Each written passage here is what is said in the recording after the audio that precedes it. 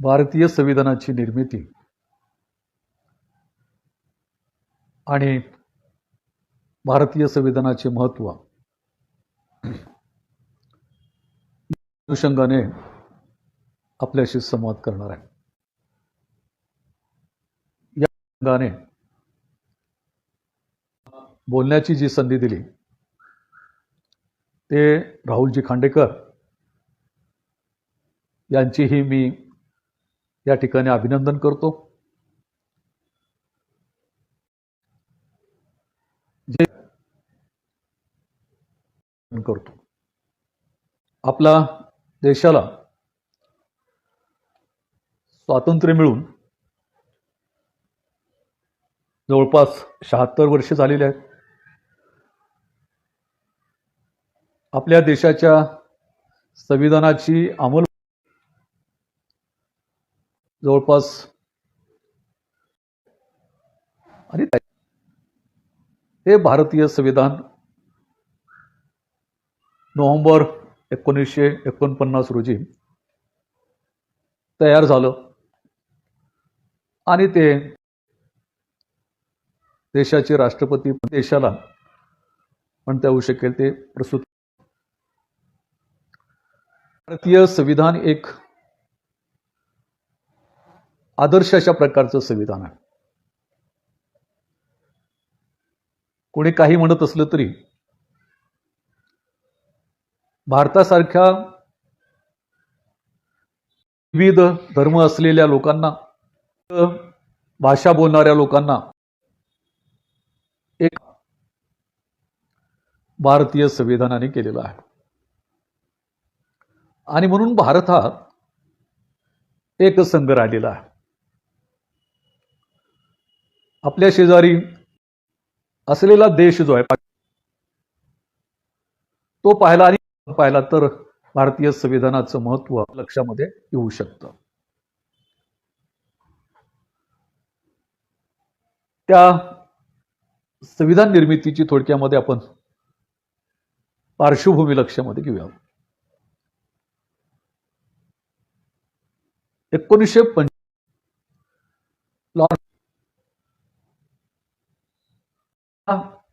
स्वातंत्र्य देण्याच्या अनुषंगाने आणि त्याचबरोबर भारताला संविधान निर्माण करण्याच्या संबंधीचं आवाहन केलं. भारतीय संविधानाची निर्मिती करण्याची प्रोसेस ही सुरू झाली. त्यावेळेला डॉक्टर बाबासाहेब आंबेडकरांच्या संदर्भामध्ये कुणाचंही लक्ष केंद्रित झालेलं नव्हतं. कारण डॉक्टर बाबासाहेब आंबेडकर हे गांधी विरोधी आहेत, काँग्रेस विरोधी आहेत. अनेक वर्षाच्या संदर्भामध्ये होती दरम्यान तीच आपल्याला दिसून येते. आणि म्हणून पहिल्यांदा हे संविधान कोण निर्माण करू शकेल याची चर्चा सुरू झाली. आणि मग त्यामध्ये मोतीलाल नेहरू यांचं, कारण मोतीलाल नेहरू त्यावेळेला निष्णात वकील होते, कायद्याचा अभ्यास देखील त्यांनी केलेला होता. आणि मग सुरुवातीच्या काळामध्ये पंडित नेहरूजींचं नाव पुढे आलं आणि त्यांनी या देशाचं संविधान तयार करावं अशा प्रकारची विनंती त्यांनी तयार केली. मधल्या या संविधानाचा पहिल्यांदा आराखडा जो आहे तो मोतीलाल नेहरू यांनी तयार केला. तो आराखडा चर्चेला आला, परंतु त्यांचा हा संविधानाच्या संबंधीचा आराखडा जो आहे तो नाकारला गेला. आणि मग सुरुवातीला फार मोठा धक्का काँग्रेसच्या लोकांना झाला, कारण त्यांच्याविषयी काँग्रेसच्या दृष्टिकोनातून मोतीलाल नेहरू जे आहेत हे फार मोठे कायदे तज्ज्ञ मानले गेलेले होते. मोतीलाल नेहरूच्या नंतर सप्रूच्या नेतृत्वाखाली काही लोक एकत्रित आले आणि त्यांनी संविधानाचा देखील ज्यावेळेला समितीच्या समोर गेला त्यावेळेला देखील तो आराखडा नाकारण्यात आला. आणि मग काही लोकांनी असं सुचवलं की भारताचा अभ्यास जो आहे, भारतीय माणसाचा अभ्यास जो आहे, खूप चांगल्या पद्धतीने या संबंधीची माहिती ही दिली.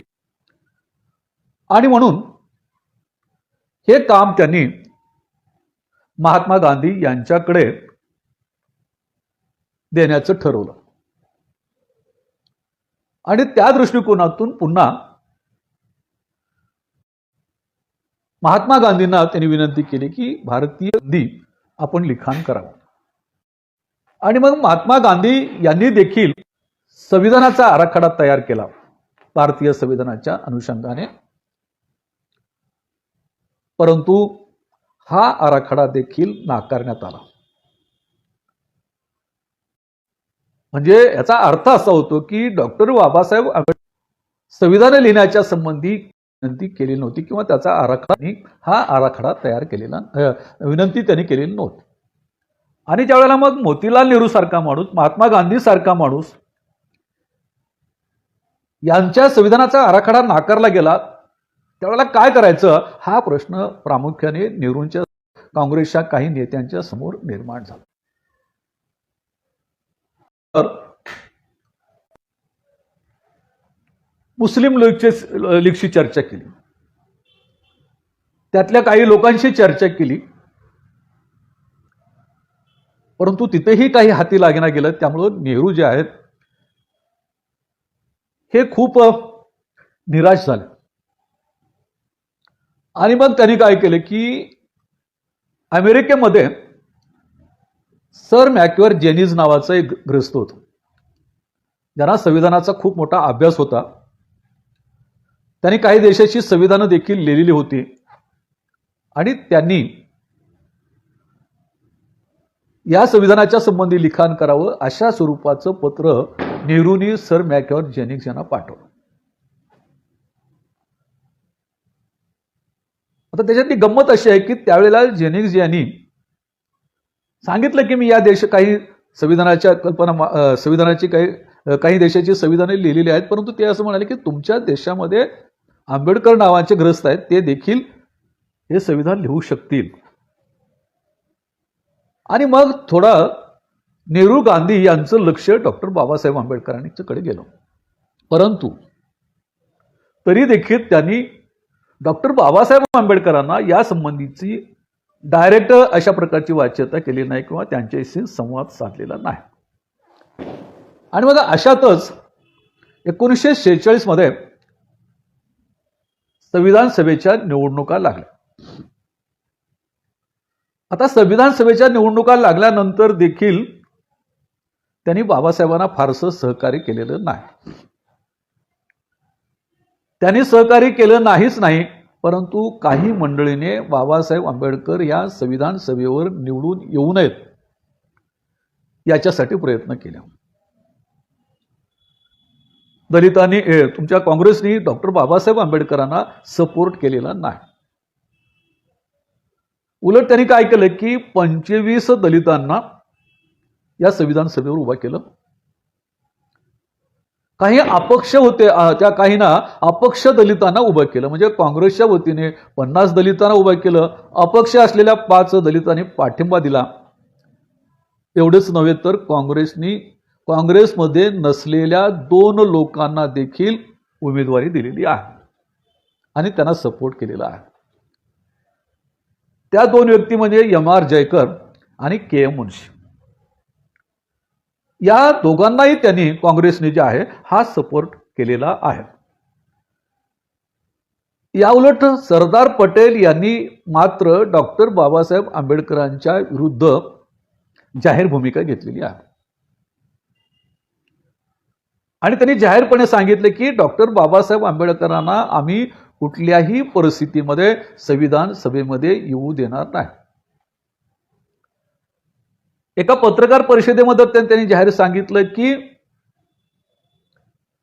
आम्ही या संविधान सभेरूपी घराची सर्व दारे खिडक्या डॉक्टर बाबासाहेब आंबेडकरांसाठी बंद केलेल्या आहेत. एवढंच नाही तर ते असं म्हणाले की दारे खिडके नव्हे तर ही तावदानं देखील आम्ही बंद केलेली आहेत. बघूयात डॉक्टर बाबासाहेब आंबेडकर कसे मध्ये येतात. आता दुसरी आश्चर्याची गोष्ट अशी की महात्मा गांधी असे म्हणायचे की या देशाचा पंतप्रधान जो आहे हा दलिताचा व्हावा असं मला वाटतं. ते महात्मा गांधी देखील सरदार वल्लभभाई पटेलने घेतलेल्या पत्रकार परिषदेच्या संदर्भामध्ये त्यांच्या भूमिकेच्या संदर्भामध्ये आपल्याला काहीही बोलताना दिसत नाही. परंतु डॉक्टर बाबासाहेब आंबेडकरांनी मात्र ठरवलेलं होतं की आपण कुठल्याही परिस्थितीमध्ये संविधान सभेमध्ये जायचं. आणि मग डॉक्टर बाबासाहेब आंबेडकर 1946 मध्ये शेड्यूल कास्ट फेडरेशनच्या वतीने बंगालमध्ये त्यांनी आपली उमेदवारी दाखल केली आणि बंगालमधून उभा राहिले. बंगाल जो आहे तो हा मुस्लिम बाहुल्य अशा प्रकारचा मतदारसंघ होता. जेसूर खुलना नावाचा मतदारसंघ होता. या जेसूर खुलनामधून डॉक्टर बाबासाहेब आंबेडकर उभा राहिले. या जेसूर खुलनामध्ये मस्तरबंदी नावाची एक जमात होती आणि मुस्लिम समाज मोठ्या प्रमाणामध्ये होता आणि तिथं त्यांना सहकार्य जोगेंद्रनाथ मंडल आहेत हे निवडून आले. आणि हा सर्वात मोठा धक्का हा काँग्रेसच्या संदर्भामध्ये होते, कारण डॉक्टर बाबासाहेब आंबेडकर हे पहिल्या फेरीमध्ये निवडून आले. पण पुढे एक गोष्ट अशी घडली की मंगळवार 14 ऑगस्ट 1947 रोजी पाकिस्तान स्वतंत्र झाला आणि दुसऱ्या दिवशी म्हणजे बुधवार 15 ऑगस्ट 1947 रोजी भारत स्वतंत्र झाला. आता त्यामध्ये काय घडलं तर पाकिस्तान स्वतंत्र झाला किंवा भारत स्वतंत्र झाला याच्यामुळे अडचण नाही, तर पाकिस्तान फाळणी झाली आणि त्या पाकिस्तानमध्ये गेला. जेसूर खुलना भाग जो आहे हा पाकिस्तानमध्ये गेल्यामुळे आपोआपच त्यांची निवड जी आहे ही जवळपास नष्ट गेलेली होती किंवा ती रद्द झालेली होती. आता या गोष्टीचा आनंद जो आहे हा काँग्रेसच्या काही लोकांना देखील पाठवला वगैरे, तो त्या भागामध्ये मतदारसंघ गेल्यामुळे बाबासाहेब निवड जी आहे ही कायदेशीररित्या रद्द होणार होती. परंतु त्याच्या अगोदर एक घटना घडली आणि त्या घटनेचा परिणाम जो आहे तो फार मोठा झाला.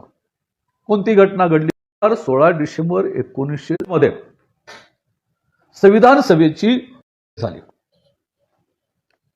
त्या संविधान सभेच्या बैठकीमध्ये संविधानाच्या संदर्भामध्ये चर्चा होती आणि चर्चा सुरू झाल्याबरोबर M.R. जयकर यांनी या संविधान निर्मितीला विरोध केला. हे M.R. जयकर कोण होते? काँग्रेसचे त्यांना निवडून दिलेले हे M.R. जयकर होते आणि त्यांनी सरळ सांगितले की ही बनवण्याची वेळ नाही आहे आणि त्याची 3 कारणं त्यांनी सांगितली. पहिलं कारण असं सांगितलं की या संविधान सभेला मुस्लिम लीगने बहिष्कार टाकलेला आहे किंवा तो याच्यामध्ये सांगितला की या निर्मितीला भारतातले जे काही संस्थांचा देखील विरोध आहे. आणि तिसरी गोष्ट त्यांनी सांगितली की जे काही निवडून आलेले सदस्य आहेत त्याच्यापैकी 99 सदस्य हे गैरहजर आहेत आणि याचाच अर्थ असा होतो की संविधान सभेला संविधान निर्मितीला लोकांची मान्यता. आता त्यांनी ही भूमिका घेतल्याबरोबर काँग्रेसच्या गोटामध्ये अस्वस्थता निर्माण झाली. आता काय होणार, संविधान निर्मिती होणार की नाही अशा प्रकारची चर्चा सुरू झाली. त्याचे राष्ट्रपती जे होते ते देखील अस्वस्थ झाले आणि त्यांनी काहीही विचार न करता बाबासाहेबांशी सांगितलं की याच्या संदर्भामध्ये डॉक्टर बाबासाहेब आंबेडकर येतील आणि आपला विचार मांडतील. साहेबांना देखील आश्चर्य वाटलं की आपलं नाव अचानकपणे का घेतलं. आणि मग दुसऱ्या दिवशी म्हणजे 17 डिसेंबर रोजी डॉक्टर बाबासाहेब आंबेडकरांनी जे केलेलं भाषण आहे ते अतिशय महत्वाचं आहे. या भाषणामुळे बाबासाहेब आंबेडकर काय आहे, डॉक्टर बाबाची असलेली प्रतिमा जी त्या काँग्रेसच्या मनामध्ये होती टाकण्याचं काम या भाषणाने केलं. या भाषणाचं सविस्तर वर्णन जे आहेत खासदार व्ही एन गाडगे यांनी केलेलं आहे. आता या भाषणामध्ये डॉक्टर बाबासाहेब असं काय म्हणाले जेणेकरून काँग्रेसच्या मनातला निघून गेला, तर आंबेडकरांनी आपल्या भाषणाची सुरुवात अशी करून बऱ्याच लोकांना असं वाटत होतं की डॉक्टर बाबासाहेब आंबेडकर देखील काँग्रेसला फॉर नाही आहेत, काँग्रेसच्या बाजूने नाहीत, त्यामुळे जयकरांना उचलून धरतील किंवा जयकराची मागणी मान्य करतील किंवा तसंच काहीतरी बोलतील असं वाटलं. परंतु डॉक्टर बाबासाहेब आंबेडकरांनी या ठिकाणी केलेलं भाषण अतिशय महत्वाचं आहे. त्या भाषणाची सुरुवात त्यांनी केली की पूर्ण जाणीव आहे की राजकीय, सामाजिक आणि आर्थिक दृष्टिकोनातून विभागलेले आहोत, नव्हे तर एकमेकाच्या विरुद्ध लढण्याच्या स्थितीत आहोत आणि मी देखील अशा आहे.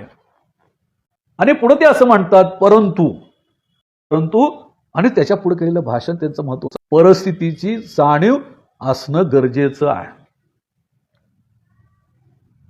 आणि परिस्थिती आज काय आहे तर संविधान निर्मिती करणं ही गरजेची परिस्थिती आहे. आणि अशा अवस्थेमध्ये आपण देशहित महत्वाचं म्हणून एकत्रित आलो तर जगातली कोणतीही संविधान निर्मितीपासून दूर करू शकतो. आणि या वाक्यावर गाडगे प्रचंड टाळ्या पडल्या आणि त्या ठिकाणी काही सेकंद बाबासाहेबांना थांबावं लागलं. पुढे जाऊन बाबासाहेब असं म्हणाले की देशहित महत्वाचं आहे. देशहितासाठी आपण एकमेकाचे किंवा परस्पर व्हावे लागेल. नुसती आपण आपल्या घोषणा बाजूला ठेवल्या पाहिजेत, लोकांमध्ये भयभीत करणारे शब्द बाजूला ठेवले पाहिजेत आणि एक दिलाने या ठिकाणी काम केलं पाहिजे, तर आपण याच्यामध्ये यशस्वी होऊ शकतो. साहेबांचं हे भाषण बघून मनामध्ये जी बाबासाहेबांची प्रतिमा होती ती पुसली गेली आहे. पण इंग्रज धार्जने म्हटलं जात असायचं, परंतु तेच बाबासाहेब संविधानाच्या अनुषंगाने, देशाच्या अनुषंगाने काय बोलतात ही कल्पना त्या ठिकाणी आली. आणि हे भाषण ऐकल्यानंतर बऱ्याच लोकांच्या एम आर जयकर देखील होते, म्हटलं होते की डॉक्टर बाबासाहेब आंबेडकर जे आहेत हे अजून बोलतील, पण तसं घडलं नाही. जयकरांनी काय केलं की राजीनामा दिला. आणि राजीनामा दिल्यानंतर मग मात्र काँग्रेसने असं ठरवलं की आता डॉक्टर बाबासाहेब आंबेडकरांचा मतदारसंघ हा पाकिस्तानमध्ये गेला असला तरी बाबासाहेब संविधान समितीमध्ये असणं गरजेचं आहे. आणि मग त्यावेळेला महाराष्ट्राचे मुख्यमंत्री बाळासाहेब खेर होते. त्यावेळेला त्यांना प्रधानमंत्री असं म्हटलं जात होतं. या पत्र लिहिण्याचं काम प्रत्यक्ष राष्ट्रपतींनी केलं आणि त्या पत्रामधला मजकूर देखील असाच आहे की कुठल्याही परिस्थितीमध्ये डॉक्टर बाबासाहेब आंबेडकर संविधान सभेमध्ये येणं गरजेचं आहे. त्यांना आपण प्रचंड मताने निवडून देण्याची गरज आहे. एम आर जयकरांचा राजीनामा दिल्यामुळे ती जागा होती आणि मग त्या ठिकाणी आंबेडकर जे आहेत हे निवडून आले. 29 ऑगस्ट 1947 मध्ये बाबासाहेब मसुदा समितीचे अध्यक्ष झाले. आता काँग्रेसने त्यांना निवडून आणलं, त्याच्याबद्दल बाबासाहेबांना आश्चर्य वाटलं नाही. त्यांना माहित होतं की आता काँग्रेसला कळालेलं आहे की माझी गरज काय आहे. त्यांना मसुदा समितीचा अध्यक्ष बनवलं. कल्पनेच्या बाहेरला त्यांना वाटलं. त्या दृष्टिकोनातून मग ह्या संविधान सभेचं काम सुरू केलं. त्यावेळेला डॉक्टर बाबासाहेब आंबेडकर अत्यंत आजारी होते. त्याच दरम्यान त्यांचं लग्न देखील झालेलं होतं. या संदर्भामध्ये माईसाहेब असं म्हणतात की या काळामध्ये आंबेडकर अत्यंत आजारी होते आणि त्यांनी या काळात तब्येतीकडे अत्यंत दुर्लक्षच्या प्रकृतीवर झाला. आणि अशाही अवस्थेमध्ये डॉक्टर बाबासाहेब आंबेडकरांनी संविधान निर्मितीचं काम 18 तास केलं. या काळामध्ये डॉक्टर बाबासाहेब आंबेडकरांना गुडघेदुखीचा आजार होता, मधुमेह, निद्रानाशाचा आजार होता. डॉक्टर बाबासाहेब आंबेडकरांनी कमलाकर चित्रे यांना जे पत्र लिहिलं होतं ते पत्र पाहिल्यानंतर आपल्या लक्षामध्ये येऊ शकेल की डॉक्टर बाबासाहेब आंबेडकरांनी कोणत्या परिस्थितीमध्ये संविधानाचं काम केलेलं आहे. डॉक्टर बाबासाहेब आंबेडकर कमलाकर चित्रे यांना लिहिलेल्या पत्रामध्ये असं म्हणतात की चित्रे, गेल्या 15 दिवसामध्ये मी एक मिनिट देखील झोपलेलो नाही. रात्र पडली की अक्षरशः मला भीती वाटते, कारण मध्यरात्रीपासून माझ्या मज्जारज्जूचा आजार वाढतो. हा आजार वाढल्यानंतर इन्शुलन्स किंवा आयुर्वेदिक औषध घेऊन देखील थांबत नाही. आणि मग या दरम्यान मला प्रचंड अशा प्रकारच्या वेदना होतात. परंतु हितासाठी माझ्यावर पडलेली जबाबदारी पार पडण्यासाठी मला हे सहन करायला शिकलं पाहिजे, अशा प्रकारचं हे पत्र आहे. यावरून आपल्या लक्षात येऊ शकेल की डॉक्टर बाबासाहेब आंबेडकरांनी कोणत्या परिस्थितीमध्ये हे संविधान निर्मितीचं काम केलेलं आहे. आणि मला असं वाटतं की डॉक्टर बाबासाहेब आंबेडकरांनी हे जर काम शिरावर घेतलं नसतं तर कदाचित आणखी काही वर्ष जगू शकले असते. आणि बाबासाहेबांनी अशाही अवस्थेमध्ये 18 तास जे आहेत हे काम केलेलं आहे. त्यांना गुडघेदुखीचा तर एवढा आजार होता की संदर्भ ग्रंथ घ्यायचं म्हटलं तर ते व्हीलचेअरचा वापर करत होते. आणि अशा पद्धतीने हे संविधान 26 नोव्हेंबर 1949ला तयार झाले. आता आपल्या सगळ्यांनाच माहीत आहे की हे संविधान 26 नोव्हेंबर 1949ला तयार झालं आणि ते 1950मध्ये अंमलात आणलं. पण बऱ्याच लोकांना हे माहीत नाही की आपलं संविधान तर 26 नोव्हेंबर 1949ला तयार झालं, मग त्याची अंमलबजावणी 26 नोव्हेंबर 49ला का झाली नाही? कारण बाबासाहेबांचं शेवटचं भाषण हे 26 नोव्हेंबरला झालं. मग 27 पासून त्याची अंमलबजावणी 27 नोव्हेंबरपर्यंत पासून त्याची अंमलबजावणी का झाली नाही? त्यासाठी 26 जानेवारी 49 दिवस हा का निवडावा लागला, हे बऱ्याच लोकांना त्याच्या संबंधी माहिती नाही. तर त्याची पार्श्वभूमी अशी आहे की 19 डिसेंबर 1929ला काँग्रेसचं एक अधिवेशन लाहोरला भरलेलं होतं. आणि या लाहोरच्या अधिवेशनामध्ये एक ठराव करण्यात आलेला होता. 750 शब्दाचा हा ठराव होता. आणि हा ठराव जो आहे तो महात्मा गांधींनी तयार केला होता. त्या ठरावाचं वाचन हे पंडित नेहरूंनी केलेलं होतं.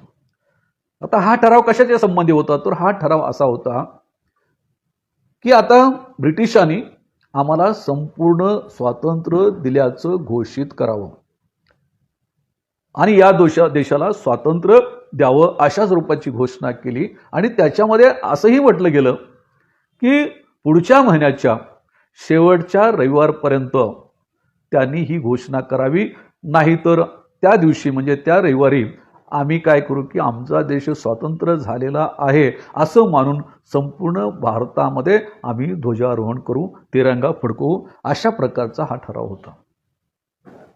परंतु ब्रिटिशांनी तसं केलं नाही. आणि म्हणून काँग्रेसने काय केलं की त्यांनी जी मुदत दिलेली होती त्या रविवारी भारतामधल्या विविध भागामध्ये ध्वजारोहण झाला आणि भारत स्वतंत्र झाला अशा आविर्भावामध्ये किंवा भारत झाला असं गृहीत धरून जे आहे या ठिकाणी स्वातंत्र्य दिन पाळला गेला. आणि मग अनेक काँग्रेस नेत्यांना देखील ब्रिटिशांनी अटक वगैरे केलेली आहे. आणि हा ध्वजारोहण केलेला दिवस जो होता, जो रविवार होता, तो रविवार म्हणजे 26 जानेवारी होता. आणि मग तो दिवस गृहीत धरून मग या देशाचं संविधान जे आहे हे 26 नोव्हेंबर 1950 पासून करण्यात आलं. 15 ऑगस्ट 1947 ते 26 जानेवारी 49 पर्यंत आपल्याकडे ध्वजारोहण होत होतं, परंतु त्यावेळेला राष्ट्रगीत न म्हणता हे ध्वजारोहण झालं. परंतु 1950 रोजी ज्या वेळेला ध्वजारोहण झालं, पूर्ण स्वातंत्र्य म्हणतो त्याला आपण, किंवा संविधानाची अंमलबजावणी झाली, त्या दिवशी पहिल्यांदा राष्ट्रगीत हे मानलं गेलं. आणि म्हणून या अर्थाने 26 जानेवारीला महत्त्वाचं स्थान आहे. आता हे संविधान आपलं जे झालं ते 395 कलम आणि 8 सूची, आता त्याच्यामध्ये 12 सूची अशा पद्धतीचं संविधान जे आहे हे अस्तित्वामध्ये आले. आता हे संविधान अस्तित्वात आल्यानंतर डॉक्टर बाबासाहेब आंबेडकरांचं साहजिकच कौतुक झालं. त्यांना घटनेचं शिल्पकार असं मानलं गेलं. पंडित जवाहरलाल नेहरू राष्ट्रपती यांनी देखील डॉक्टर बाबासाहेब आंबेडकरांच्या संविधानविषयक कार्याला अनुसरून त्यांना घटनेचं शिल्पकार असं म्हटलं गेलं. किंवा आंतरराष्ट्रीय कायद्याचे अभ्यासक आणि घटनातज्ञ EMV पायली यांनी देखील बाबासाहेबांचं हे काम पाहिल्यानंतर त्यांना भारतीय घटनेचं शिल्पकार असं मानलं गेलेलं आहे. किंवा अलीकडच्या काळामध्ये न्यायमूर्ती हेगडे जे आहेत त्यांनी देखील असं सांगितलं की डॉक्टर बाबासाहेब आंबेडकर हेच घटनेचे शिल्पकार आहेत. बेचूर नावाचा भारतीय जगातील घटनेच्या अभ्यासाच्या संबंधीचा तज्ज्ञ मानला गेलेला विचारवंत आहे. त्यांनी सांगितले की डॉक्टर बाबासाहेब आंबेडकर जे आहेत हेच भारतीय संविधानाचे शिल्पकार आहेत आणि डॉक्टर बाबासाहेब आंबेडकरांनी या घटनेमध्ये केवळ कलम टाकले नाही तर आपला जीव ओतलेला आहे असं वर्णन बेचूर यांनी केलेलं आहे. न्यूयॉर्क टाइम्सनी डॉक्टर बाबासाहेब आंबेडकरांच्या संविधानाच्या संदर्भामध्ये रिअल कॉन्स्टिट्यूशन असं म्हटलेलं आहे. रिअल कॉन्स्टिट्यूशन या हेडखाली त्यांनी लेख छापलेला आहे. आता हे मी सगळे कशासाठी सांगतोय की नंतरच्या कालावधीमध्ये मात्र डॉक्टर बाबासाहेब आंबेडकरांना घटनेचा शिल्पकार नाही हे ठरवण्याचं काम काही लोकांनी केलेलं आहे. कारण मुळात तर डॉक्टर बाबासाहेब आंबेडकरांनी संविधान लिहिलेलं आहे म्हणजे एका शूद्र माणसाने संविधान लिहिलेलं आहे हे काही लोकांना पचलेलं नव्हतं. आणि मग काही लोकांनी डॉक्टर बाबासाहेब आंबेडकर हे संविधानाचे एकमेव शिल्पकार नाहीत किंवा त्यांना घटनेचं शिल्पकार म्हणता येणार नाही, फार तर त्यांचं योगदान त्याच्यामध्ये महत्त्वाचं होतं असं म्हणता येऊ शकेल अशी चर्चा सुरू झाली. परंतु जाहीरपणे एदी फडकेने सांगितले की डॉक्टर बाबासाहेब आंबेडकर हे घटनेचे एकमेव शिल्पकार नाहीत. आणि गंमत अशी आहे की आंबेडकर अनुयायांमध्ये अशी एक भावना होती की एदी फडके जे आहेत हे फार मोठे बाबासाहेब आंबेडकरांचे अभ्यासक आहेत असा एक गैरसमज होता असं मला वाटतं. आणि मग नागपूर विद्यापीठामध्ये डॉक्टर बाबासाहेब आंबेडकर जन्मशताब्दीच्या निमित्ताने त्या ठिकाणी बोलवलं आणि विशेषतः त्या कार्यक्रमामध्ये त्यांनी सांगितलं की डॉक्टर बाबासाहेब आंबेडकरांना घटनेचा एकमेव शिल्पकार मानता येत नाही आणि त्याच्याही पेक्षा त्यांनी अवमान असा केला. परंतु काही सुटबुटातील बाबासाहेबांचे भक्त मात्र त्यांना आंबेडकरांचे घटनेचे शिल्पकार मानतात अशी कोपरखिळी देखील त्यांनी मारली. त्यानंतर आमच्या मराठवाड्यामधले नरहर कुरुंदकर ते देखील त्यांना शिल्पकार मानायला तयार नव्हते. किंवा आमच्याकडे एक गुराकी आमदार होता जो गुराकी साहित्य संमेलन घेत होता. त्यांनी सांगितले की मग 6 सदस्य होते आणि मग ते 6 सदस्य काय करत होते त्यामुळे डॉक्टर बाबासाहेब आंबेडकर एकमेव शिल्पकार नाहीत असंही त्या माजी आमदारांनी सांगितले. ते आता नाहीत आहेत म्हणून त्यांच्याविषयी मला असं वाटतं की वाईट बोलणं तेवढं चांगलं नाही आहे. परंतु एक गोष्ट मला सांगेन की या ठिकाणी लहान लहान लोक काय म्हणतात त्याच्यापेक्षा एदी फडके जे आहेत ते काय म्हणतात त्याच्यावर आपण लक्ष दिलं पाहिजे. आता एदी फडके जो होता तो अभ्यासक होता, परंतु ज्यावेळेला मी त्यांचा बारकाईने अभ्यास केला त्यावेळेला जो माझ्या लक्षात आलं की ते त्यांच्या सोयीचे संदर्भ घेऊन ते विचार मांडत होते आणि ते संदर्भ दिल्यामुळे माझ्या लोकांना देखील वाटायचं की हा माणूस बोलतोय तो खरा आहे. मग त्यांनी एक संदर्भ दिलेला होता की ते असं म्हणतात त्या विद्यापीठामध्ये बोलत असताना देखील ते म्हणाले की 21 ऑक्टोबर 1947 रोजी त्यांनी राष्ट्रपतींनी बाबासाहेबांना लिहिलेल्या पत्राचा हवाला दिलेला आहे त्यांनी. आणि त्या पत्रामध्ये राष्ट्रपतींनी असं लिहिलं होतं की आपलं संविधान बनवत असताना तुर्तामध्ये दुसरा मसुदा तयार करण्यापेक्षा तुम्ही काय करा, BN राव यांनी दिलेला मसुदा जो आहे तोच त्याच्यामध्ये घ्या आणि त्या अनुषंगाने संविधान तयार करा.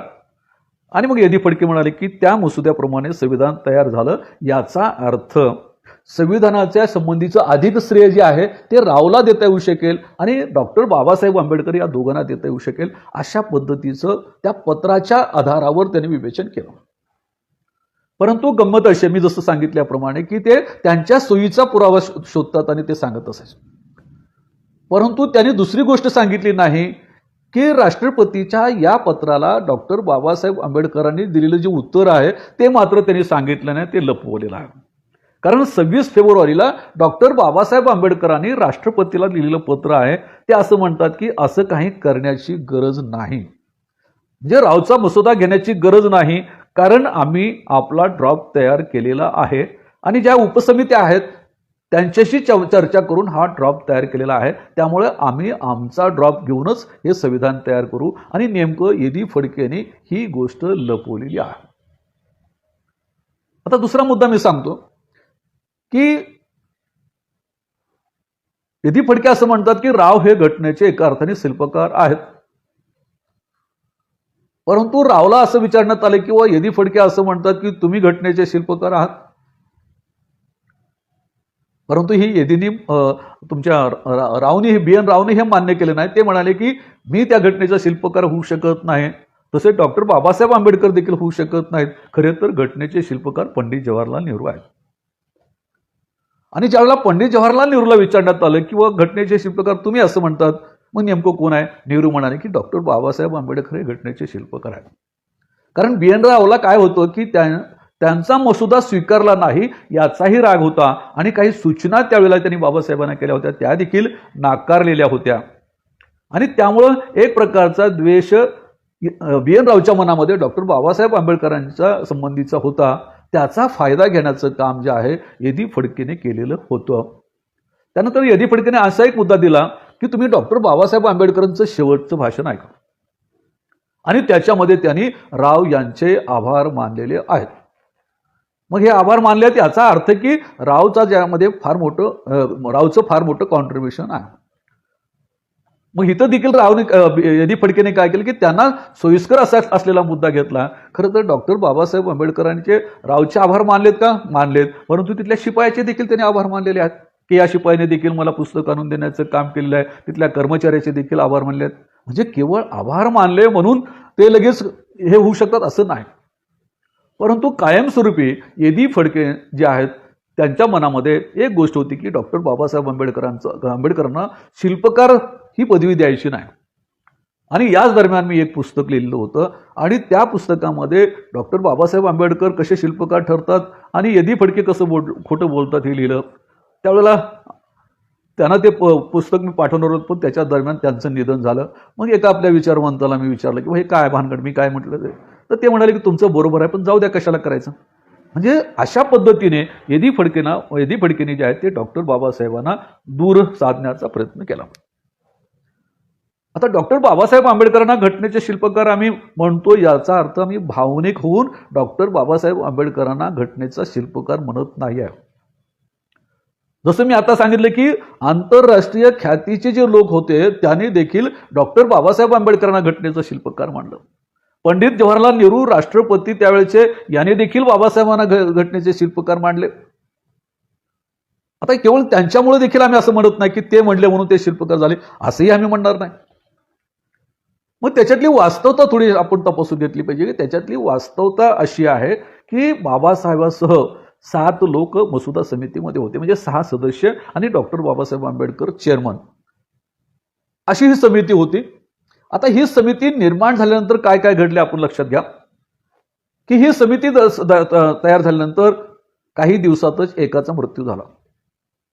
एकाने राजीनामा दिला. एक जण अमेरिकेमध्ये निघून गेला. दोघे दिल्लीपासून दूर राहत होते. आणि एक जो सदस्य होता तो दिल्लीपासून दूर राहायचा म्हणजे त्याचा रस त्यामध्ये नव्हता.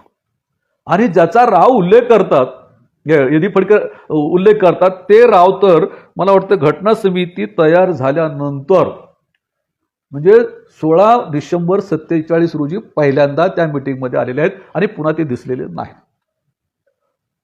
दुसरी गोष्ट अशी की या संविधान बनवत असताना 23 समित्या होत्या. ध्वज समिती वगैरे वेगवेगळ्या 23 समित्या होत्या. या 23 समित्यापैकी 20 समित्याचे अध्यक्ष डॉक्टर बाबासाहेब आंबेडकर होते. कारण दुसरा माणूसच नव्हता. या 20 समितीचे ते सदस्य होते. आणि दुसरी गोष्ट अशी की या संविधान निर्मितीच्या वेळेला जवळपास 7635 उपसूचना आल्या. त्यापैकी 2473 उपसूचनावर चर्चा झाली आणि या सर्व उपसूचनावर उत्तर देण्याचं काम, त्याच्यातून पर्याय काढण्याचं काम डॉक्टर बाबासाहेब आंबेडकर यांनी केलं. मग हे काय सुचवतं आणि याच्या आधारावर असं आम्ही म्हणतो की डॉक्टर बाबासाहेब आंबेडकर हेच संविधानाचे शिल्पकार आहेत. गमत असं आहे की जगामध्ये जेवढे काही कॉन्स्टिट्यूशन तयार झाल्या त्याच्यामध्ये भारताचं एकमेव असं संविधान आहे की एवढ्या मोठ्या उपसूचना त्याच्यामध्ये आल्या आहेत, त्याच्यावर एवढी चर्चा करावी लागलेली आहे. जगातील कोणत्याही संविधान निर्मितीच्या वेळेला एक देखील उपसूचना आलेली नाही आहे. ती केवळ आपल्या संविधानाच्या अनुषंगाने आलेली आहे आणि त्याचं स्पष्टीकरण करण्याचं काम, त्याचं समाधान करण्याचं काम डॉक्टर बाबासाहेब आंबेडकरांनी केलेलं आहे. म्हणून बाबासाहेब आंबेडकर हे संविधानाचे शिल्पकार या ठिकाणी ठरतात. जसं बाबासाहेब हे संविधानाचे शिल्पकार नाही असे म्हणणारा एक वर्ग होता, त्याच्यानंतर एक दुसरा वर्ग असा निर्माण झाला की डॉक्टर बाबासाहेब आंबेडकर म्हणजे यांचे जे संविधान आहे हे संविधानच त्यांचं नाही असं म्हणणारा एक वर्ग तयार झाला. काही वर्ग असा होता की डॉक्टर बाबासाहेब आंबेडकरांचं हे संविधान निर्माणच होऊ नये असा सांगणारा एक वर्ग होता. 2014 पासून याच्या संबंधीची मानसिकता वेगळीच बनलेली आहे.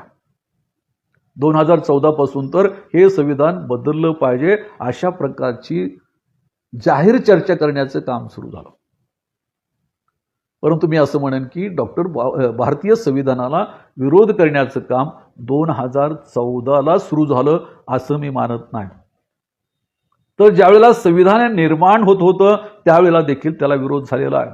एवढंच नाही तर संविधान आणखी निर्माण होणार आहे काही दिवसामध्ये, त्यावेळेला देखील संविधान निर्मितीला विरोध झालेला आहे.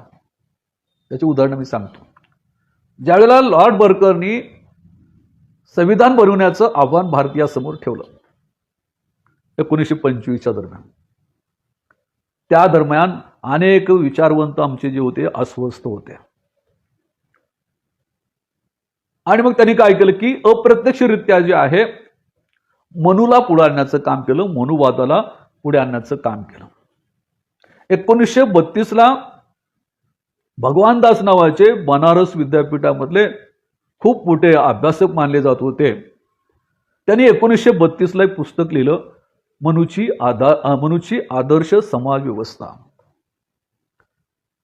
म्हणजे मनू हाच आदर्श समाज व्यवस्था किंवा त्याची नियमावली जी आहे त्याचा कायदाच श्रेष्ठ आहे अशा प्रकारे सांगण्याची कल्पना जी आहे 1932ला आली.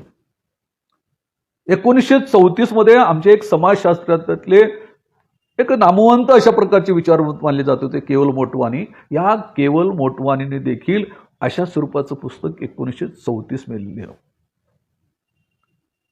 त्याच्यानंतर घटनेची प्रक्रिया सुरू झाली, म्हणजे आता जवळपास घटना तयार होणार आहे. अशा वेळेला के.व्ही. रंगास्वामी नावाचे ग्रस्त होते, ते देखील अत्यंत विद्वान मानले जात होते. त्याने देखील संविधानाच्या विरोध किंवा संविधानाला पर्याय म्हणून या ठिकाणी त्यांनी सांगितलं की मनू हाच भारताचा खरा प्रजासत्ताकवादी माणूस आहे, लोकशाहीवादी माणूस आहे, अशा स्वरूपाचं पुस्तक त्या ठिकाणी लिहिलं. त्यानंतर 1950ला आपलं संविधान आलं. त्यावेळेला 1950 मध्ये M.S. पटवर्धन नावाचा एक लेखक होता, त्याने देखील मनू हा प्रजासत्ताकवादी आणि समतेचा पुरस्कार होता अशा स्वरूपाचं एक पुस्तक लिहिलं. म्हणजे 1932 पासून ते संविधान तयार होईपर्यंत संविधानाच्या अनुषंगाने, म्हणजे संविधानाला पर्याय देण्याच्या अनुषंगाने, संविधानाला विरोध करण्याच्या अनुषंगाने ही पत्र लिहिलेली आहे किंवा त्यांच्या विरोधामध्ये जाहीर वाच्यता केलेली आहे. पंढरपूरमध्ये एक जाहीर सभा झाली आणि त्या जाहीर सभेमध्ये एक धर्मगुरू जे आहेत शंकरानंदच होते, त्यांनी सांगितलं की आपली घटना कितीही चांगली असेल तर ती मान्य आम्ही करणार नाही. पंढरपूरच्या रुक्मिणी मैदानावर जाहीर भाषण झालेलं होतं. ते असं म्हणतात की बाबासाहेब विद्वान असतील परंतु ते शूद्र आहेत आणि शूद्राचा कायदा आम्ही मानणार नाही. आणि त्याच्याहून वाईट त्याने एक उदाहरण दिले की दूध कितीही पवित्र असेल ते ज्यावेळेला गटारीमधून येते त्यावेळेला त्याची शुद्धता राहते. म्हणजे बाबासाहेब कितीही हुशार असले तरी ते शूद्र असल्यामुळे त्यांचं जे संविधान आहे ते आम्ही स्वीकारणार नाही, त्यांचा कायदा आम्ही स्वीकारणार नाही, अशा स्वरूपाचं भाषण केलं. म्हणजे ही मानसिकता जी आहे ही मानसिकता 1932 पासून तयार झाली. कदाचित त्याच्या अगोदरही असू शकते, म्हणून कदाचित बाबासाहेबांनी 1927 मध्ये मनुस्मृतीचं दहन केलं. आता शासकीय पातळीवर किंवा राजकारणामध्ये मात्र त्याला डायरेक्टली विरोध करण्याचं काम किंवा संविधान बदलण्याची प्रक्रिया सुरू झाली पहिल्यांदा 22 फेब्रुवारी 2000 मध्ये. 22 फेब्रुवारी 2000 मध्ये अटल बिहारी वाजपेयीचं सरकार होतं आणि त्यांनी पहिल्यांदा घटना पुनर्रचना करण्याचा प्रस्ताव जो आहे हा त्यावेळेचे प्रधानमंत्री राष्ट्रपती KR नारायण यांना पाठवला.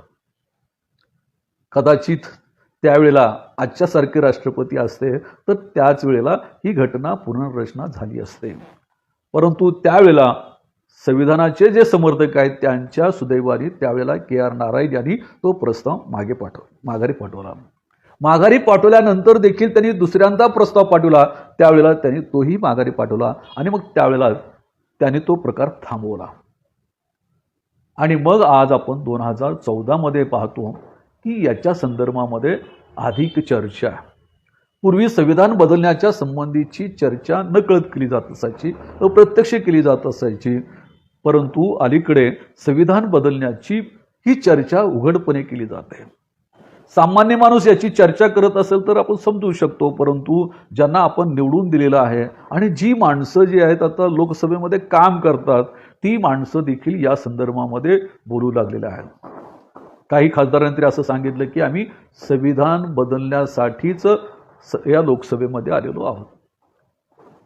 आणि केवळ ते बोलत नाहीत तर आपल्याला लक्षात येऊ शकेल की संपूर्ण भारतामध्ये अशा स्वरूपाचं वातावरण निर्माण करण्याची प्रक्रिया सुरू झालेली आहे. त्याची अनेक उदाहरणं देता येऊ शकेल, पण काही उदाहरणं मी या ठिकाणी आपल्याला देतोय. 19 जून ते 25 जून 2016 मध्ये गोवा येथील रामनाथ मंदिरामध्ये अखिल भारतीय हिंदू अधिवेशन झालं. प्रत्यक्ष मुख्य कार्यकर्त्यांचं हे अधिवेशन होतं. या अधिवेशनामध्ये 38 ठराव मांडण्यात आले. या 38 ठरावामधला पहिला ठराव होता की आपल्याला हिंदू राष्ट्र करण्याच्या संदर्भामध्ये, आणि याच्यातला चौथा तुमचा ठराव होता की संविधान बदललं पाहिजे. त्यानंतर आपण पाहतो की प्रवीण तोगडिया जे आहे ते जाहीरपणे संविधान बदलण्याची भाषा करत होते.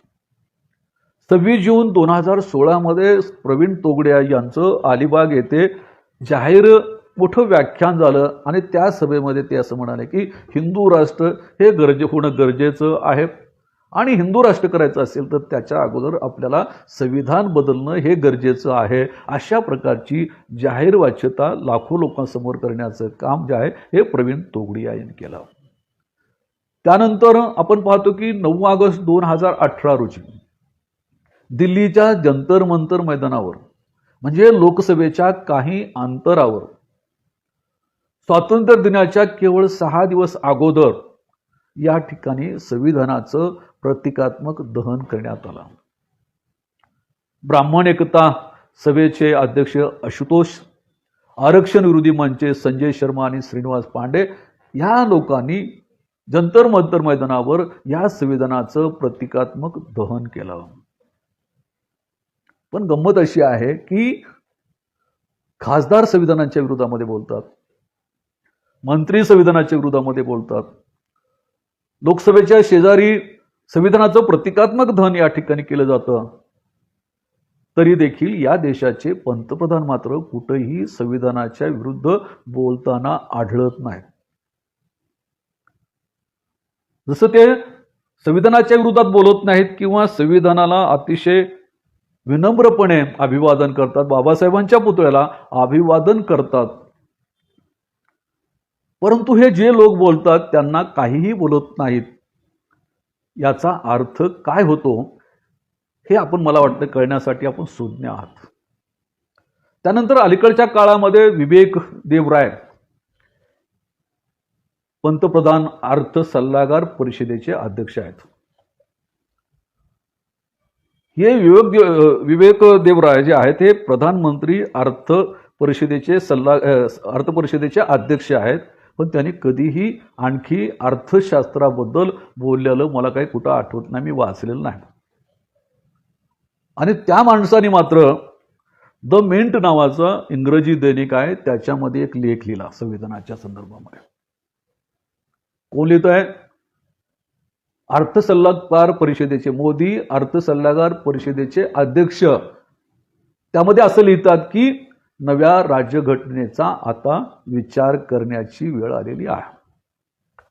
त्यालाही मोदी साहेब काहीच म्हणत नाहीत. म्हणजे अर्थशास्त्रातला माणूस जो आहे द मिंट सारख्या लिव्ह मिंट सारख्या दैनिक वृत्तपत्रामध्ये अशा पद्धतीने जाहीर लिहितो, याचा अर्थ काय सांगा?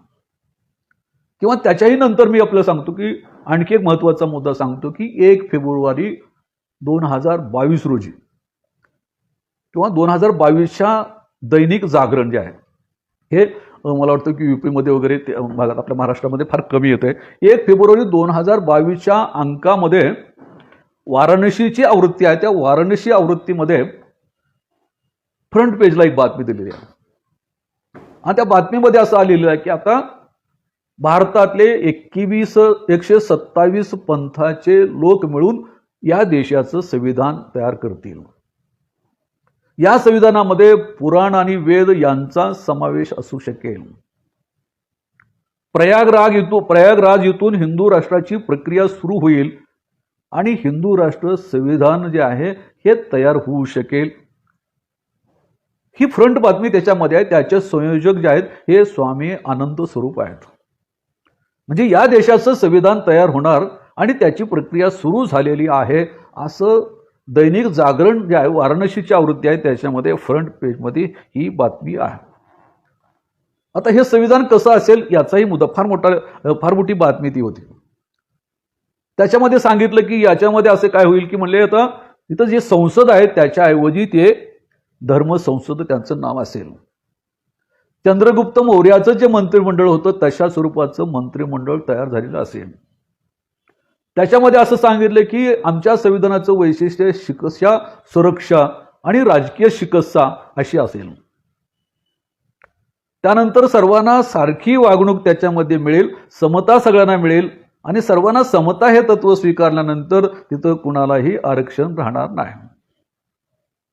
आणि आणखी एक मुद्दा महत्त्वाचा त्यांनी मांडलेला आहे की शिक्षा सुरक्षेच्या अनुषंगाने ते असं म्हणाले की या देशातले जे मुस्लिम आहेत त्यांना सुरक्षा देण्याचं काम, त्यांना सन्मान देण्याचं काम आम्ही करू, परंतु त्यांना मतदानाचा अधिकार राहणार नाही. हे जाहीरपणे एका दैनिकामध्ये बातमी येते आणि त्याच्यावर देखील काही चर्चा होत नाही आणि आपण देखील त्याच्यावर बोलत नाही. खरं तर कालच्या एका मुलाखतीमध्ये आदरणीय बाळासाहेबांनी खूप चांगला मुद्दा मांडलेला आहे. आपलं हे संविधान जे आहे हे केवळ वैदिक तत्वाला अमान्य करणारं आहे, संतांचा सन्मान करणारं हे संविधान आहे, सर्वधर्मीयाचं अल्पसंख्याकांचं सन्मान करणारं संविधान आहे, परंतु त्यांना केवळ वैदिक धर्माचं संविधान हवं आहे आणि म्हणून ते संविधान बदलू इच्छितात. अशा प्रकारचं अतिशय सुंदर विश्लेषण काल बाळासाहेबांनी एका मुलाखतीमध्ये केलेलं आहे. दुसरा मुद्दा मी आपल्याला सांगतो की देशाच्या स्वातंत्र्याच्या नंतर म्हणजे 1989 मध्ये एक घटना घडून गेलेली आहे. मोठी घटना घडलेली आहे पण त्याच्यावर फारसं लक्ष आपण केंद्रित केलेलं नाही. 25 जून 1990ला राजस्थान उच्च न्यायालयाच्या समोर मनूचा पुतळा उभा करण्यात आलेला आहे. तिथले जे काही कार्यकर्ते होते त्या कार्यकर्त्यांनी या संविधानाच्या समोर बाबासाहेब आंबेडकरांचा पुतळा उभा केला जाईल असं सांगितलं, करावा अशा पद्धतीची मागणी केली. परंतु त्यावेळेला ती मागणी तर मान्य झाली नाही. तर या राजस्थान न्यायालयाच्या समोर मनूचा पुतळा उभा करण्यात आलेला आहे. आणि दुर्दैव असं आहे की तिथल्या वकील मंडळाच्या साहाय्याने हा पुतळा उभा करण्यात आलेला आहे. आता 34 वर्षापासून त्याची सुनावणी होत्या, आणखीही कुणाला कोर्टामध्ये बोलावलेलं नाही आणि याची सुनवाई फक्त डेट वाढवण्याचं काम या ठिकाणी करते. याचाच अर्थ हा पुतळा कायमस्वरूपी ठेवण्याची ही इच्छा आहे, पुतळाचा विरोध नाही आहे. पण जी विचारधारा तुम्ही भक्कम करताय तो भाग महत्वाचा आहे. आणि ज्या राजस्थानमध्ये मनूचा पुतळा उभा राहतो त्या राजस्थानमध्ये दलित समाजाला कशी वागणूक मिळत असेल याची आपण कल्पना करू शकणार नाही. दलित समाजांना अतिशय वाईट वागणूक जी आहे ही या राजस्थानमध्ये दिली जाते. त्याचं एक उदाहरण आपल्याला सांगतो. आपल्याकडे जसे भटके विमुक्त आहेत किंवा त्याच्यामध्ये आपण नंदी बैलवाले आपल्याकडे म्हणतो, ते नंदी बैलवाले तसेच एक जमात इथं आहे भटक्या विमुक्ताचीच आहे. आता यांना दिलेली वागणूक जी आहे ही अतिशय वाईट आहे. हे नंदी बैलवाले ज्या वस्तीमध्ये राहतात त्याला जोगीय दंडी असं म्हटलं जातं. जोगीय दंडी म्हणजे त्यांची वस्ती आहे. जोगीय दंडी म्हणजे आपल्यासारखे तिकडल्या जमातीचं नाव आहे ना, त्याचा अर्थ असा आहे की ते प्रामुख्याने नंदी बैलवाले किंवा आपल्याकडे मसनजुगी असं म्हणतो अशा प्रकारची आहे. आता या लोकांना राजस्थानमध्ये कशी वागणूक दिली जाते आणि त्याच्या विरोधामध्ये कुणी काय केलेलं आहे का? तर या वस्तीतले लोक जे आहेत, या वस्तीतल्या लोकांमध्ये अशी कल्पना आहे, त्याच्यावर एक लेख देखील परवा आलेला होता की या लोकांना आपल्या घरामध्ये कोण मरतं याची फार चिंता नसते, परंतु त्यांचा अंत्यविधी कसा करायचा याची प्रचंड चिंता असते. म्हणजे मेलेल्या नातेवाईकापेक्षा त्याचा अंत्यविधी कसा करायचा याचं टेन्शन त्यांच्यामध्ये असतं. याचं कारण काय? याचं कारण आहे की आज देखील त्या जमातीच्या लोकांना राजस्थानमध्ये तिथलं कुठलंही शासन असो त्यांनी स्मशानभूमी दिलेली नाही आहे. आणि गावातील लोक जे आहेत त्यांच्या स्मशानभूमीमध्ये त्यांना जाळू देत नाहीत, दफन करू देत नाहीत. एवढंच नाही तर तो मरण पावलेला माणूस जो आहे हा त्याला गावातून देखील घेऊन जाण्याची परवानगी नाही आहे. आणि अशा परिस्थितीमध्ये हे जे लोक आहेत, हे प्रेत जे आहे एक तर आपल्या घरामध्ये पुरतात किंवा आपल्या दारामध्ये पुरतात, परंतु याची कुणीही दखल घेत नाही. आणि मग अशा अवस्थेमध्ये तिथं देखील एक कार्यकर्त्या जे आहेत त्या ठिकाणी जाऊन त्यांचे प्रश्न जाणून घेण्याचा प्रयत्न केला. मतिया छुमरी नावाचे त्यांनी आपल्या मुलांना शिक्षण वगैरे देण्याचं काम केलं. आणि विशेष मी त्यांचा उल्लेख यासाठी करतो की संविधानाच्या अनुषंगानेच त्यांनी संविधानामध्ये पाहिलं की संविधानामध्ये तर हे मूलभूत अधिकार आहेत, संविधानामध्ये सन्मान सांगितलेला आहे, समता स्वातंत्र्य सांगितलेलं आहे, मग आमच्या वाट्याला काय येतं? आणि मग त्यांनी या प्रथेच्या विरोधामध्ये संघर्ष सुरू केला. आणि मग त्यांनी जॉब विचारायला सुरुवात केला. आणि मग त्याच्यामध्ये काही लोकांनी त्यांना सहकार्य केलं. आता उदाहरणार्थ त्याने गुरुनाथ नावाचं एक त्यांचं सहकार्य आहे. आणि मग हळूहळू लोकांमध्ये यांच्याविषयी भीती निर्माण झाली की यांनी जर न्यायालयात गेले, त्यांना माहितच नव्हतं की अट्रॉसिटी केली जाते, त्याच्या विरोधामध्ये दखल मागता येते. मग संविधानाच्या माध्यमातून, कायद्याच्या माध्यमातून त्यांच्या लक्षात येऊ लागले. आणि मग तिथं आता हालचाल सुरू झालेली आहे की यांना स्मशानभूमी देखील दिली पाहिजे. आणि मग त्या गुरुनाथला विचारलं की तुम्ही संविधानाच्या अनुषंगाने वाचन वगैरे करतायत, याच्यातून तुम्हाला काय मिळालं, किंवा तुम्ही संविधान वाचन त्या छुमरी तुम्हाला का सांगतात? तर त्याने दिलेलं उत्तर असं म्हणतात की जैसे ही संविधान क्या है समझने लगा तो हमारा डर जो है हा कम होने लगा. आणि मग आम्हाला कळालं की संविधान जे आहे या संविधानाच्या माध्यमातून आम्हाला न्याय मिळू शकतो. आणि मग देशाचं संविधान जे आहे हे संविधान आमच्यासाठी वरदान आहे. एवढंच नव्हे तर या ठिकाणच्या शोषित आमच्यासारख्या बहिष्कृत लोकांसाठी वरदान आहे. अशा प्रकारची त्यांनी भूमिका घेतलेली आहे. आणि म्हणून या देशामधलं हे संविधान जे आहे गेल्यानंतर पुन्हा या ठिकाणच्या या भटक्यामुक्तांना पुन्हा देखील स्मशानभूमी मिळणार नाही, आपल्या घरामध्ये दफन करावे लागेल. दुसरं संविधान आलं तर हेच सांगेल त्यांना सांगेल. किंवा मग आपण परवा 2 वर्षापूर्वी पाहिलं की दुबईमधली सर्वात मोठी लायब्ररी जी आहे मोहम्मद बिन काशिम लायब्ररी आहे, त्या लायब्ररीमध्ये संविधान ठेवण्यात आलं, संविधानाची एक कॉपी ठेवण्यात आली. आणि मग त्यावेळेला पत्रकारांनी त्यांना असं विचारलं की तुमचं संविधान आहे, मग हे संविधान आणखी तुम्ही कशाला आणलं?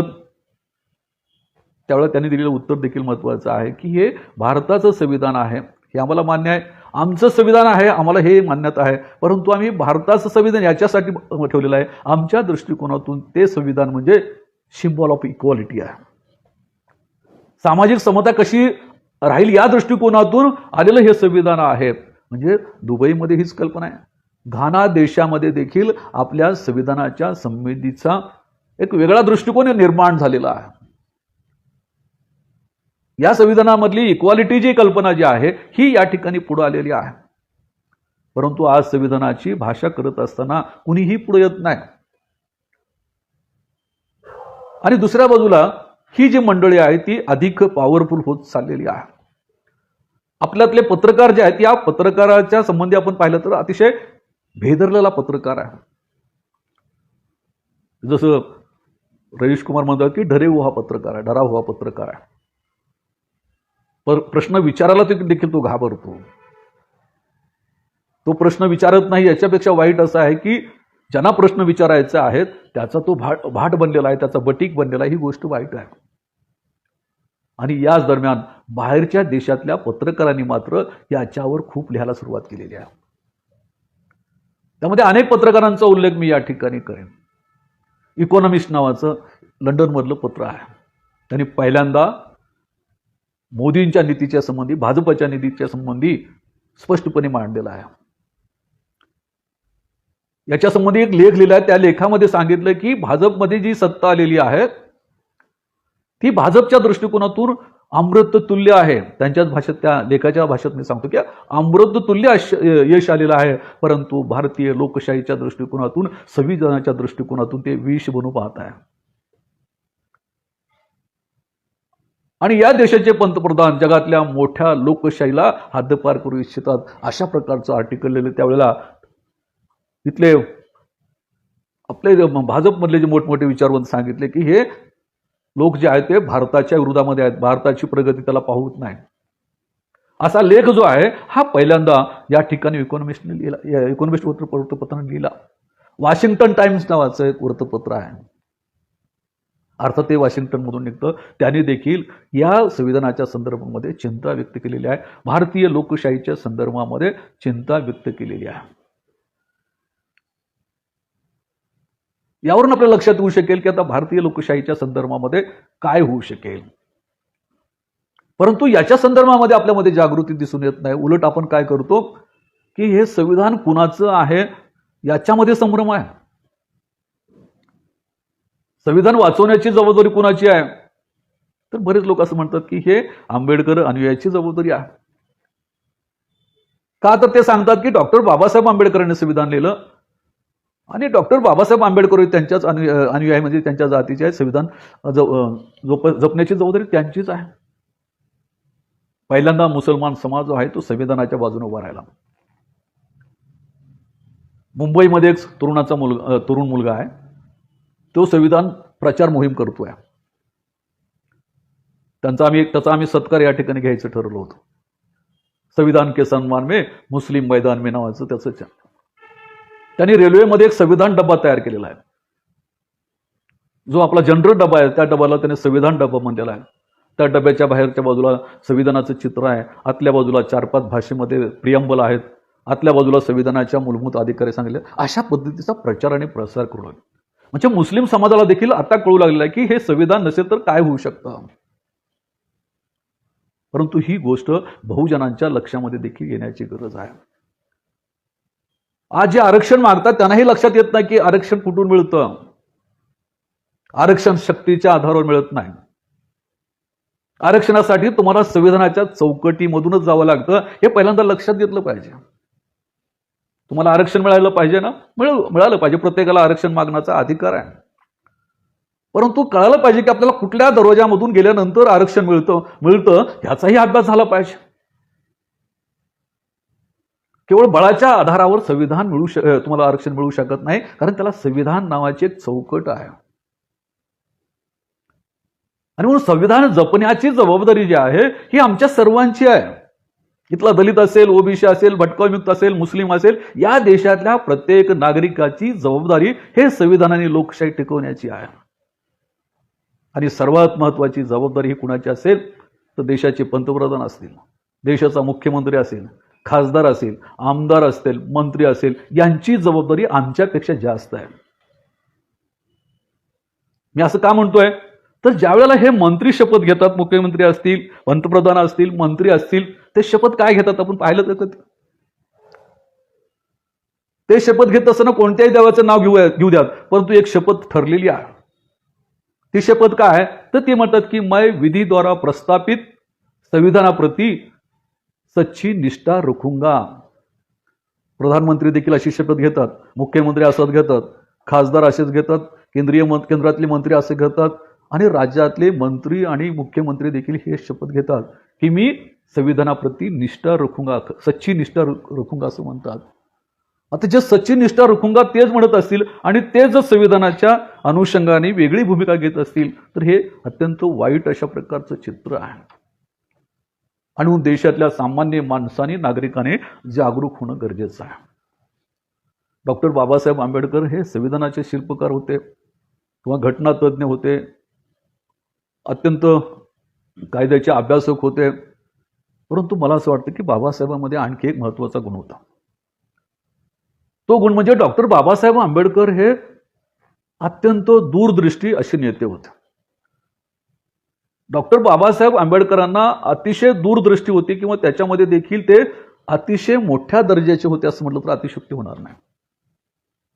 त्यांचे अनेक निर्णय असे दूरदृष्टीपणाचे आहेत आणि त्याच दृष्टिकोनातून डॉक्टर बाबासाहेब आंबेडकरांनी 26 नोव्हेंबर 1949ला घटना समितीसमोर केलेलं शेवटचं भाषण आहे.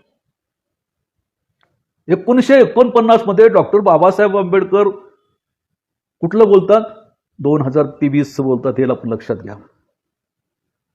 म्हणजे 1949ला बाबासाहेबांना कळालं होतं की 2023 मध्ये काय होता हेच आपल्या लक्षात येऊ शकेल. त्यांचं भाषण पाहिल्यानंतर आपल्याला लक्षात येऊ शकेल. डॉक्टर बाबासाहेब आंबेडकर आपल्या भाषणाच्या शेवटच्या भागामध्ये बोलतात. ते काय म्हणतात? खरं तर मी माझे भाषण इथेच संपवले असते असं म्हणून बोलतात आणि बाबासाहेब अतिशय गंभीर झालेले आहेत. ते म्हणतात की मी माझे भाषण इथे संपवले असते, परंतु माझे मन देशाच्या भवितव्याबद्दल चिंताग्रस्त आहे. 26 जानेवारी 1950 रोजी हा देश स्वतंत्र होईल, पण पुढे या स्वातंत्र्याचं काय होईल? अबाधित राहील की गमावून बसू, अशी माझी चिंता आहे. कल्पना करा. 1950 म्हणतात की स्वातंत्र्य आपल्याला 1950ला मिळेल, पण हे स्वातंत्र्य किती दिवस राहील याची चिंता मला आहे. कारण जातीभेद आणि धर्मभेद आमचे पुराणे शत्रू आहेत आणि या वेळी भविष्यामध्ये या देशातील तरुण सांप्रदायिकवाद, धर्मवाद याला प्रमाण मानतील की लोकशाही आणि संविधानाला प्रमाण मानतील, यावर या देशाचं भवितव्य अवलंबून आहे. जर या देशातल्या तरुणाने सांप्रदायिकवाद आणि धर्मवाद याला महत्त्व दिले तर या देशाचं स्वातंत्र्य पुन्हा एकदा धोक्यामध्ये येईल, या देशाचं संविधान पुन्हा एकदा धोक्यामध्ये येईल. यासाठी सर्वांनी सज्ज राहिले पाहिजे व आपल्या अंगात रक्ताचा शेवटचा थेंब असेपर्यंत आपल्या संविधानाचे आणि लोकशाहीचे रक्षण करण्याचा निश्चय केला पाहिजे, नाहीतर हा देश नष्ट होईल. कल्पना करा की आणखी आपल्या देशाचं संविधान लागू झालेलं नाही आहे आणि 49 मध्ये बाबासाहेब इशारा देतात की या देशाचं संविधान, या देशाची लोकशाही भविष्यामध्ये नष्ट देखील होऊ शकते जर अशी परिस्थिती निर्माण झाली असेल तर. आणि नेमकं आज 1923 मध्ये देखील आपल्याला बाबासाहेबांच्या 1949च्या भाषणाचा संदर्भ घ्यावा लागतो. आणि म्हणून बाबासाहेब म्हटल्याप्रमाणे त्यांनी जो शेवटचा शब्द वापरला तो अतिशय महत्त्वाचा. ते असं म्हणतात की आपल्या अंगात रक्ताचा शेवटचा थेंब असेपर्यंत आपण आपल्या लोकशाहीचे, संविधानाचे रक्षण केले पाहिजे. मला असं वाटतं की हा इशारा सामान्यातल्या सामान्य माणसाने लक्षात घेणं गरजेचं आहे. आणि त्याचबरोबर मी असं म्हणेन की हे संविधान जे बदलत चाललेलं आहे त्याच्यामागे कारण काय? त्याचं कारण असं आहे की ज्या दिवशी राष्ट्रीय स्वयंसेवक संघ जन्माला आला त्याच दिवशी त्यांनी ह्या गोष्टी निश्चित केलेल्या आहेत. कशासाठी निश्चित केलेल्या आहेत? तर त्यांचं जे स्वप्न आहे समाज व्यवस्थेचं, वैदिक धर्मावर आधारित जे धर्मशास्त्र निर्माण करणं जे आहे, त्यांचं हे स्वप्न जे आहे, हे स्वप्न या संविधानातून साकार होऊ शकत नाही. जोपर्यंत हे संविधान आहे तोपर्यंत तुम्हाला वर्णव्यवस्था जी आहे ही लादता येत नाही. जोपर्यंत हे संविधान आहे तोपर्यंत ब्राह्मण, क्षत्रिय, वैश्य, शूद्र, महार, मांग, जात असा भेदभाव तुम्हाला करता येत नाही आणि या भेदभावाशिवाय हे जिवंत राहू शकत नाहीत. आणि म्हणून त्यांना संविधान ही फार मोठी अडचण आहे आणि म्हणून ते संविधानाच्या विरोधामध्ये आहेत. आणि म्हणून त्यांना संविधानाविषयीची भीती आहे, डॉक्टर बाबासाहेब आंबेडकरांविषयीची भीती आहे, हेही आपण लक्षात घेतलं पाहिजे. ज्यावेळेला अटल बिहारी वाजपेयींनी संविधान पुनर्रचनाची कल्पना मांडली त्यावेळेला देखील भारतामध्ये सर्वत्र याची चर्चा सुरू झाली आणि त्यावेळेला एक संविधान परिषद औरंगाबादला घेण्यात आली होती. त्या परिषदेला मी गेलो आणि त्या परिषदेमध्ये एक मुलगी, मला असं वाटतं की ती 10वीला किंवा 11वीला असेल आणि त्या मुलीने एक कविता केलेली होती. मला असं वाटतं की ती कविता देखील आपल्याला बरंच सांगणारी आहे. आणि मग तेवढी कविता जी आहे ती सांगून मी या ठिकाणी थांबतो आहे. ती कविता फार मोठी आहे, परंतु त्याच्यातला तिनं आशय जो सांगितलाय ते सांगतो की शेवटची जी ओळी होती त्या सांगतो. त्या कवितेमध्ये ती मुलगी अशी म्हणते की महाजन अटलजींना घाबरतात. म्हणजे त्यावेळेला प्रमोद महाजन होते. महाजन अटलजीला अडवाणींना घाबरतात. महाजन अडवाणीला घाबरतात. अडवाणी अटलजीला घाबरतात. अटलजी संघाला घाबरतात. परंतु खरे सांगते बाबासाहेब, हे सारेच तुमच्या संविधानाला घाबरतात. ही तिची कविता आहे. मला असं वाटतं की आज देखील ती विचार करायला लावणारी आहे. आणि म्हणून मला असं वाटतं की आज मी आपले जे संवाद साधलेला आहे ते व्याख्यान म्हणून नाही, तर याच्यावर तुम्ही चिंतन करावं अशी माझी भूमिका आहे. याच्यावर विचार करण्याचं, त्याचा प्रसार करण्याचं काम आहे की गेल्या 1 वर्षापासून आम्ही संविधानाच्या संदर्भामध्ये या ठिकाणी काम करतोय. 26 तारखेला आम्ही संविधानाच्या अनुषंगाने काम करणारे जे लोक आहेत त्याच्यामध्ये एक शेतकरी माणूस देखील आहे, यवतमाळचा आहे, त्यांना आम्ही पुरस्कार द्यायला लागलो. आणि मग संविधानावर काम करणाऱ्या लोकांचा गौरव करण्याचं काम आम्ही संविधान दिनाच्या निमित्ताने करणार आहोत. हे संविधान जे आहे हे काय आहे, त्याच्यामध्ये कुठल्या गोष्टी आपल्या उपयुक्त आहेत, यासाठी आम्ही दर महिन्याला एका कॉलेजमध्ये किंवा एका शाळेमध्ये जाऊन मुलांना ते संविधान समजावून सांगतो. त्याच्याकडून देखील आम्ही काही गोष्टी शिकतो आणि त्या पद्धतीने आम्ही हे काम केलेलं आहे. तुम्ही आमच्या कामामध्ये सहभागी झालं पाहिजे असं मी म्हणणार नाही. तुम्ही देखील तुमच्या परीने हे काम करू शकता. हे अतिशय अवघड काम आहे. आदरणीय बाळासाहेब आंबेडकरांशी देखील मी याच्यावर एका मेसेजने बोललो की बाळासाहेब खरंच हे संविधान बदलू शकतील का, तर बाळासाहेबांनी देखील सांगितलं की मे बी पॉसिबल. मला असं वाटतं की हा मोठा धोका आहे. हा धोका ओळखून आपण सगळ्यांनी जे काही भोजनामध्ये देखील जे गैरसमज आहे ते दूर केले पाहिजे. आम्ही काही मंदिरामध्ये देखील गेलो आणि तिथं हे संविधान समजावून अगोदर आम्ही त्यांना बघितले ते सगळे डेडली अगेन्स्ट होते, परंतु ज्यावेळेला खरंच सांगितलं त्यावेळेला ते लक्षात येऊ शकेल. उद्या आमच्या मराठा बांधवाला देखील सांगण्याची असे ते सांगू शकतात, तुम्हाला संविधान पाहिजे असेल तर हे संविधान बदललं पाहिजे असं देखील ते सांगू शकतात. तेव्हा आपण सगळ्यांनी या ठिकाणी एकत्रित होऊन या ठिकाणी काम केलं पाहिजे. या ठिकाणी पुन्हा एकदा मी खांडेकरांचे आभार मानतो आणि आपण सगळे या ठिकाणी या लाईव्ह झालात त्याबद्दल आपल्या सर्वांचे मनपूर्वक आभार मानतो आणि या ठिकाणी थांबतो. जय संविधान, जय भीम.